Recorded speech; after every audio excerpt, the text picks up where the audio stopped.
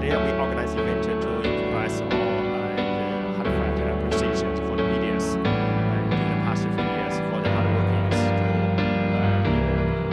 covering the corporations and work and the friendship between China and Pakistan. China and Pakistan so friendships and share a lot of things in common. In the past years, the CPEC has developed and so fast. We achieved so many concrete outcomes, and we hope that those achievements will lay a solid foundation for a future economic development in Pakistan. So we see that in the future, we will build CPEC into 5 corridors, that cruise corridor, innovation corridor, livelihood corridor, green corridor, and open corridor. That more and more units from both countries involved in this process and benefiting the economic China and Pakistan.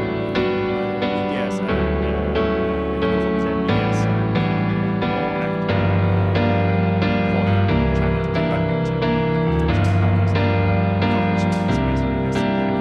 There are a lot of moving stories, touching stories about CPEC constructions and that medias can lead us CPEC